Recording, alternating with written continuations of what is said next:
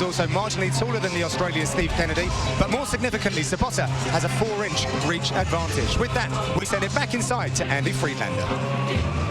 Ladies and gentlemen, we come now to 3 rounds in the UFC Welterweight division. Introducing first, fighting out of the blue corner, a black belt in Brazilian Jiu-Jitsu, Karate and Judo. He holds a professional record of 22 wins, 6 losses. Standing 6 feet tall, he weighed in at 170 pounds. Fighting out of Morley, Australia, by way of Watford, England, Steve the Steamroller Kennedy. And introducing his opponent, out of the red corner, a mixed martial artist. He holds a professional record of 14 wins, 4 losses and 1 draw. He stands 6 feet tall and weighed in at 171 pounds. From Poland, fighting out of Balingen, Germany, Peter Sobotta. When the action begins, the referee in charge of the octagon, Mr. Wolf Menninger. So Wolf Menninger shares the octagon with the fighters. Christie signalling we are set for round 1 of a possible 3 in the welterweight division. Ready, fight! So tonight's fight clock is sponsored by Olymp. We have Peter Sobotta in the red, Steve Kennedy. Oh, a very aggressive Peter Sobotta kicking the fight off. Quite literally. His whole energy has changed since his first UFC stint. He looks more confident, he looks more aggressive, so much more well-rounded as well, and just stands in the octagon like he belongs there, and that's really making a difference in his approach to the fight. You can see Steve Kennedy a little tentative so far. I think that may have took him by surprise, Sobotta coming out and pushing forward immediately. Well, Peter Sobotta's Planet Eater GM have identified that Kennedy might be a slow starter and a bit of a plodder, so he was always going to fire out of the gate. He seems to have quite an unorthodox striking style, does Steve Kennedy. Yeah, his hands are pretty low, especially for someone with a pro boxing background. He's the underdog tonight, perhaps due to the late notice coming into enemy territory. Oh, takedown for Peter Sobotta there in a scramble straight into half guard. Well, these fighters have very similar resumes, so we'll discover the credibility of their respective grappling backgrounds. Kennedy is more of a wrestler-boxer type, whereas Sobotta is more of a kickboxer, BJJ fighter. Beautiful sweep there. Steve Kennedy in on a single leg. Peter Sobotta defending the takedown, but Kennedy looks like he may finish that.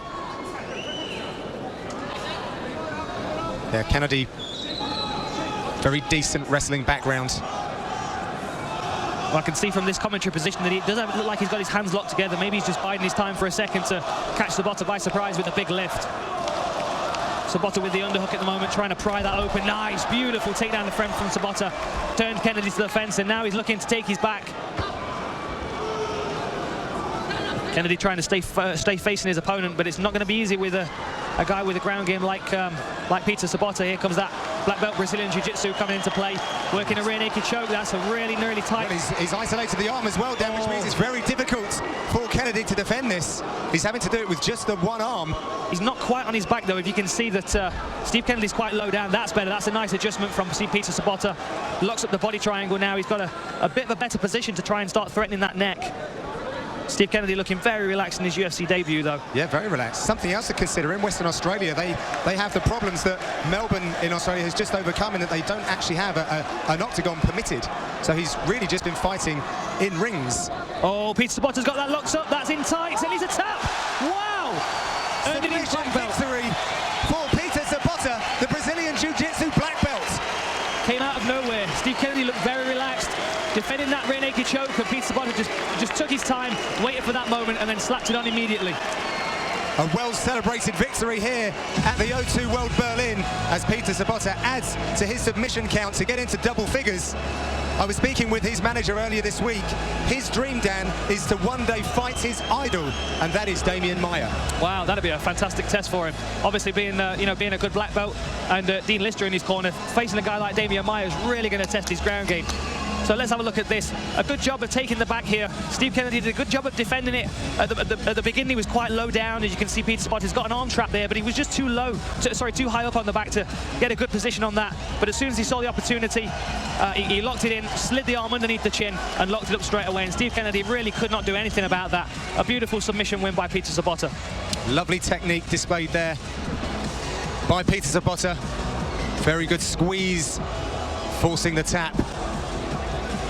And a victorious celebration. Nearly came a cropper on the door there. Great stuff there. from Peter Sobotta in front of his home fans. So let's send it back inside to Andy Friedlander to make it all official.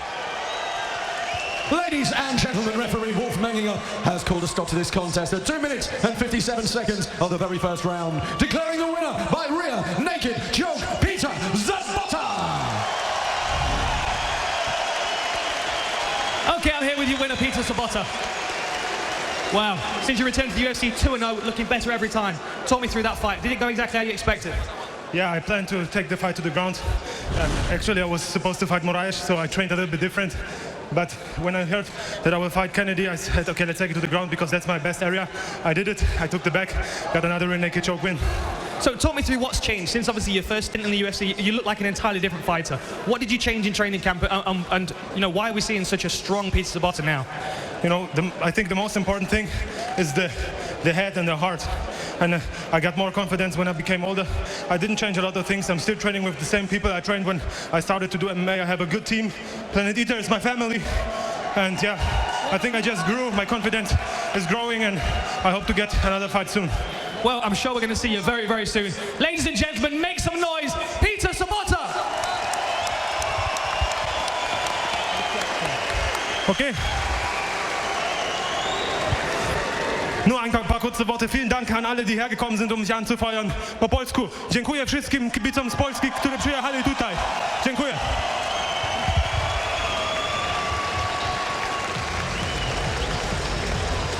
So both German and Polish celebrations there for Peter Sobotta. And we have former boxing world champion Regina Holmich here with us here at the O2 World Berlin. Great to have her with us enjoying the action. So let's take a look at what's available on UFC Fight Pass.